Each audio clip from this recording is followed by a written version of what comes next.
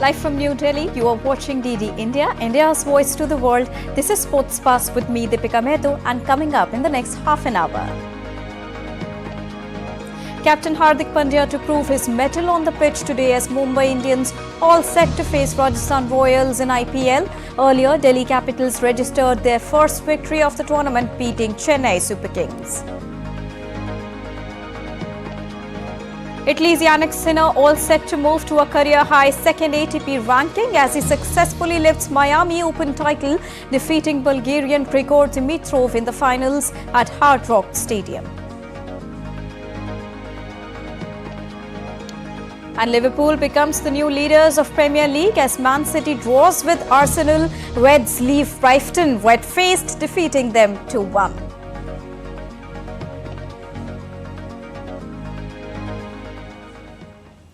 So those were the top headlines that we're tracing for all our viewers here on Sports Pass. And to begin with the top news of the day that is coming from the world of tennis. Well, Italy's Jannik Sinner won the ATP Miami Open Masters 1000 title on Sunday evening, defeating Grigor Dimitrov by 6-3 and 6-1 to win the Miami Open for the first time and rise to world number 2 as well. Well, the Australian Open champion, who scooped a second Masters 1000 title following his success in Canada last year, has won 25 of his last 26 matches and has only lost 3 times since last year's US Open. The 22-year-old will take over the world number 2 ranking from his rival Carlos Alcaraz on Monday. In soccer, the marquee clash between Manchester City and Arsenal in Premier League ended in a goalless draw at Etihad.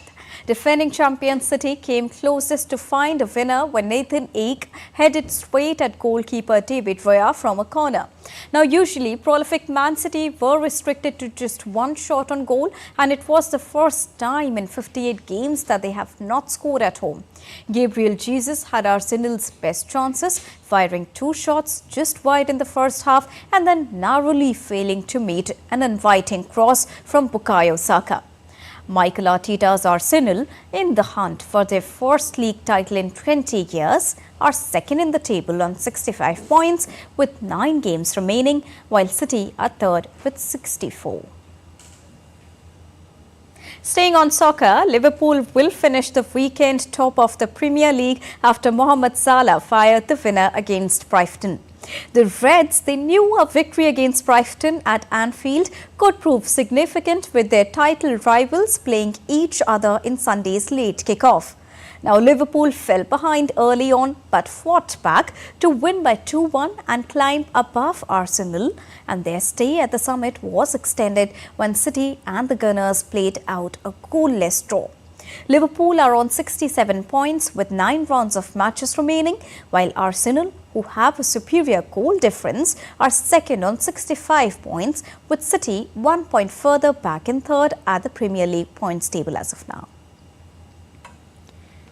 So Pep Guardiola said Liverpool are now favourites for the Premier League title with 9 matches left after Manchester City's goalless draw with Arsenal at the Etihad Stadium. Arteta was impressed by the performance, though stressing how it was important for his side to be physically aggressive against Pep Guardiola's side. I'm satisfied. I said to the team, so don't be sad, guys, because I know my players and how they behave and how they tried. But I give credit, of course, Arsenal for the many good things they do. Jurgen and Mikel with the teams are exceptional, and the people from behind, Aston Villa or Tottenham or other teams are really good too. So, but still we are there. So we want to win, yeah. We play to win, yeah. We create more chances, not. They create a lot, no. So it was a tight game, yes. It was a battle, yes. A thrilling game, a really tough match, very demanding opponent. But I think we competed really, really well. I think defensively we were outstanding. We had to go and put them under pressure, higher of the pitch. I think we were really good and created a lot of difficulties. And when they are that good that they get you in this low block, and it's very difficult to get out of that. They drop a lot of players, and I think we prevent him the spaces really well, and And that's a difficulty. 3 years is the first time they haven't scored at home in 3 years. So that's a real outstanding team that they are. And then the downside is that we have some big situations to score. We didn't make the most out of it, and I think the next step is with the ball to have much more composure, especially in the first phase, to attack better. And now in Sports Buzz, let's get you all the latest from Indian Premier League.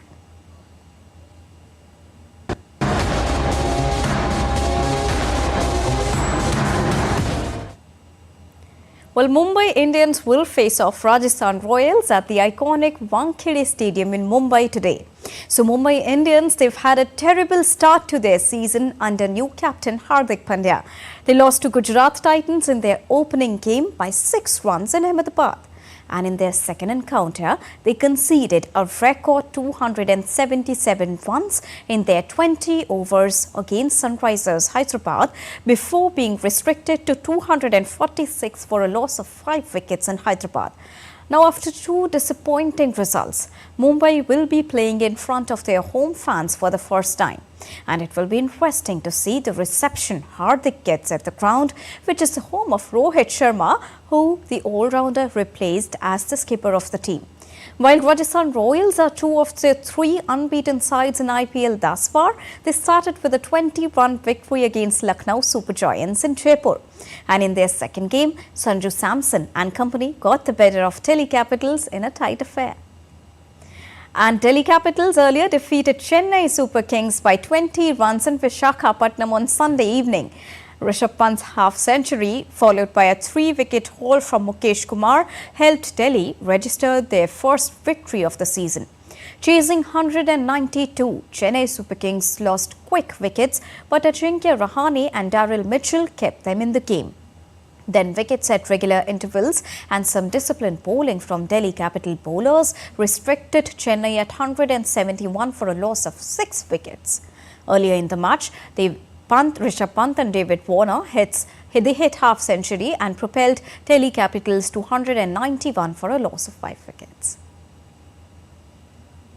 Former captain MS Dhoni batted for the first time in the ongoing season of the Indian Premier League when he walked out in the middle during the match against Delhi Capitals, giving the fans a visual treat. And the entire stadium of the fans stood up and cheered for MS Dhoni, who walked onto the field with just 4 overs left to go. And Dhoni didn't get the chance to bat in CSK's first 2 matches, having demoted himself in the order. The player, however, came out to bat against Delhi Capitals when Chennai Super Kings went 6 wickets down. So Dhoni walked out to bat amid raucous reception from the crowd in Vizag and ended up slapping 37 not out of 16 balls, which is an innings that was laced with 4 fours and 3 sixes. In a match where Rishabh Pant showed his old brilliant form and led the team to their first victory this season, he ended up with a 12 lakh fine for not keeping up with the IPL's code of conduct relating to slow over rate. The Delhi Capitals fell behind in completing their overs on time, leading to Captain Pant being fined for the offence. It was the first time his team had committed this offence this season under the IPL's code of conduct regarding minimum over rate.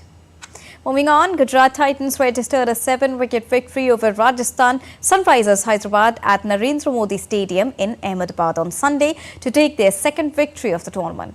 So Gujarat managed to limit Sunrisers at 162 for a loss of 8 wickets in 20 overs, and thanks to Mohit Sharma's 3-wicket haul before chasing down the target with 5 balls to spare. Sai Sudarshan top scored with 45, while David Miller and Shubman Gill chipped in with knocks of 44 and 36. Earlier, Sunrisers Hyderabad captain Pat Cummins won the toss and elected to bat first. Most of their batters got started, but they failed to convert them into big scores. Heinrich Klaassen blasted 24 of 13 balls before missing on a straighter one from leg spinner Rashid Khan to be bowled at a crucial juncture. Abhishek Sharma scored 29 in 20 balls, while Abdul Samad hit 29 off 14 balls. Mohit Sharma was the pick of the bowlers with 3 wickets in hand. And Pakistan Cricket Board on Sunday reappointed Babar Azam as the white ball captain in the latest of a series of changes to get the team back on track for the upcoming T20 Cricket World Cup. Babar Azam stepped down as the captain from all three formats in the month of November last year after Pakistan crashed out of the 50-over Cricket World Cup in the first round against India. Pakistan battled a disastrous World Cup in India last year where they failed to qualify for the semi-finals. Afterwards, Babar Azam stepped down from the captaincy role across all formats and was replaced by Shan Masood as Test captain and Shahid Afridi as T20I captain. The then head coach Mickey Arthur was also replaced by team director Mohammad Hafiz, under whom Pakistan suffered a 3-0 test whitewash in Australia and a 4-1 series defeat in a T20I series in New Zealand.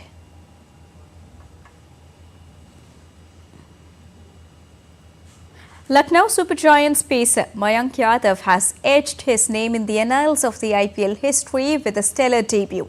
Breaking the speed gun on his inaugural IPL appearance, Yadav's journey from obscurity to the limelight is nothing short of inspiration.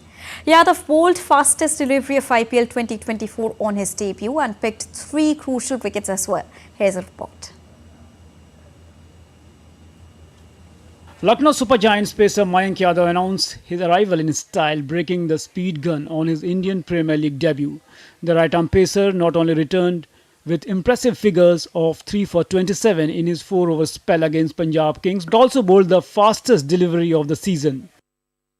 Yadav clocked 155.8 km per hour minutes before claiming his maiden IPL wicket. It was the 11th over when Yadav bowled the fastest delivery of the season to Shikhar Dhawan, who was beaten as he tried to slash it away through point.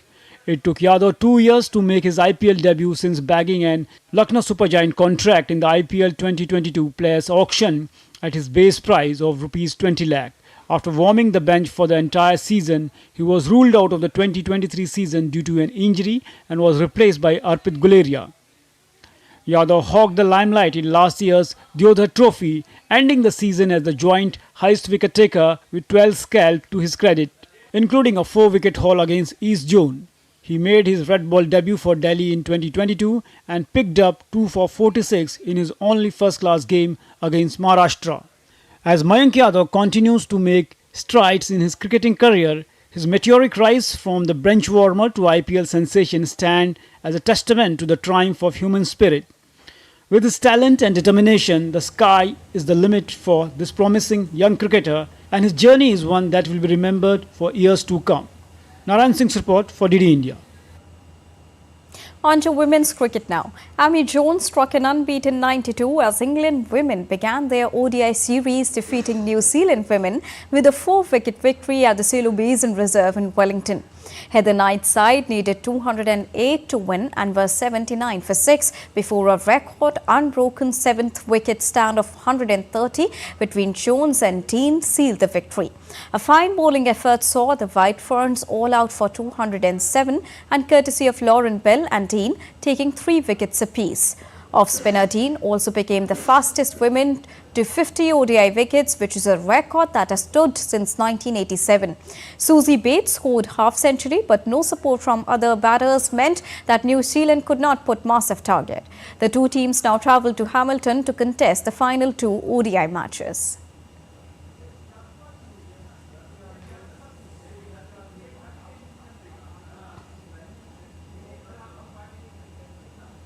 And still to come on DD India Sports Buzz. An exclusive conversation with ace shooter in trap women's event via Rajeshwari Kumari. Judmon's Laurel River wins the Dubai World Cup.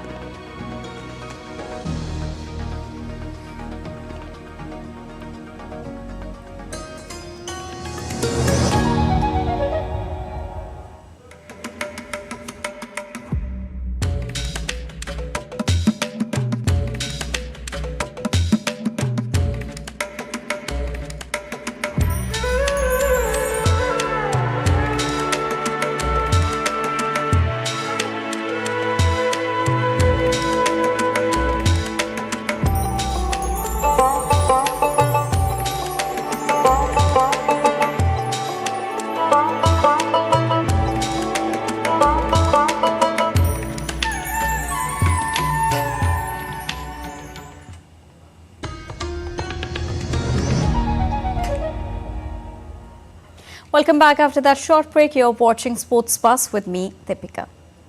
Now, India has already created history, securing its highest number of shooting quotas in the upcoming Paris Olympics.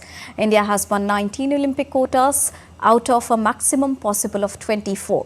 An Indian shooting star, Riya Rajeshwari Kumari, became the second Indian woman ever to win an Olympic quota place in women's trap event. Not only this, she also bagged a silver in women's trap in Asian Games 2022. We got in an exclusive conversation with Riya, who talks about her dreams, preparations for Paris Olympics and a lot more. Let's take a listen. Hello and welcome to our special segment of Paris Olympics 2024. Right now I am joined by Riya Rajeshwari Kumar, who has qualified booked a quota for Paris Olympics in the sport of shooting. Thank you so much, Riya, for joining us and giving us your time. Thank you so much for having me. Riya, first of all, tell us about your journey, and especially when we talk about the picture that inspires you the most of your grandfather when you look at it. Did that make you join the sport of shooting? Yeah, it's just, there's this photograph of my grandfather presenting my father the medal at his Asian Games and my grandfather was the president of the Olympic Council of Asia. So there's this photograph just as you come up the stairs in my house. So I've been looking at that photograph since I was a child and wanting to be in that exact same scenario. So yeah, that pushed me to follow in like my father's footsteps, and how should I place it, like in my ancestors' footsteps. And also when we talk about, the legendary background, the legendary support you have from your father, from your grandfather, and it's always a moment of pride, a factor of pride rather, when we talk about that you're coming from such a legendary family, and also a bit of pressure also. How does that make you feel, and especially you being the women participating in such a sport, having such great support already?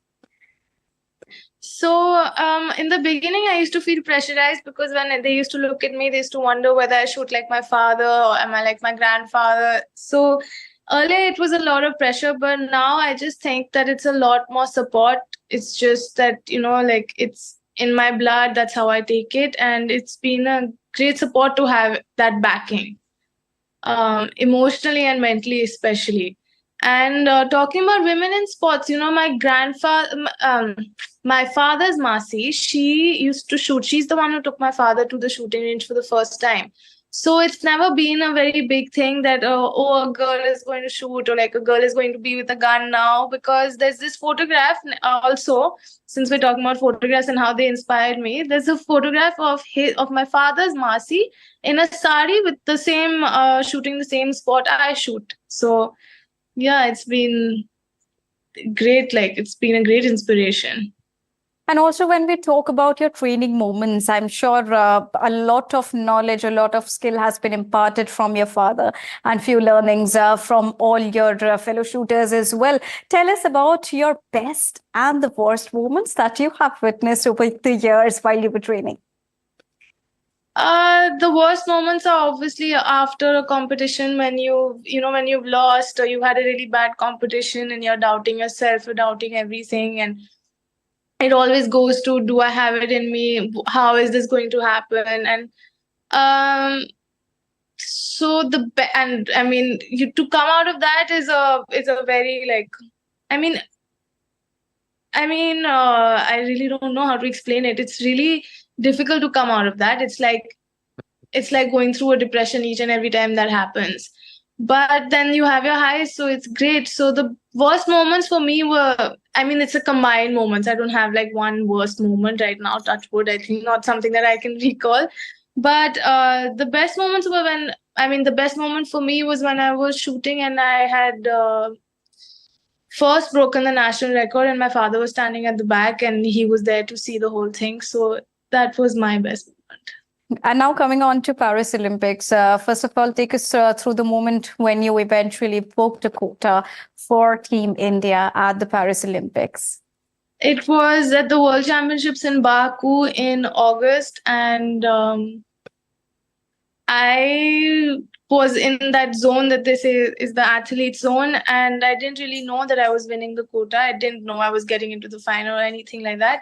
But my team, they cheered for me from the back, and I mean, it's when I see the final again, I look at the back, I look back in the final, and I'm staring at all of them, and they're saying that, like they're standing and cheering. So I got to know that I won the quota at that time. But my coach was there, my personal coach was there, our Indian coaches were there, my teammates were there. It was a really emotional and high moment. And interestingly, India has also created history by booking the maximum numbers of quota from the sport of shooting for the upcoming Paris Olympics as well. Do you think the support that has been extended by the government over the past 8-9 years and the changing infrastructure has helped the sport of shooting develop in a better way? Yes, we've had major support from the government and from our federations. It's like, I can't talk about the past, but for now, it's been, anything that you want, you get. Everything. You have support staff, you have like the top scheme, you have Khelo India. There's just so much there now for sports that it just really helps develop you from just being a lost person on the, I remember when I first went there, I was like a lost person, and now when I think about it, like the amount of support the juniors have with the government and stuff is really amazing. So it really does help, because maximum amount of quotas I think are 25 and below the ages of the shooters is, and we always said that shooting was a sport which you matured into, but it's amazing. I think they're just maturing earlier thanks to all the support that we've been getting. And how are your preparations for the Paris Olympics going on? It's going great, and I'm just taking it one day at a time with all the plan that has been given to me by my full team. So I'm not going to talk much about it, but it's just I'm doing my best. All right. And also, because we are not going to take much of your time because you are in the middle of important preparations and mental stability and healthy mindset is also very much important.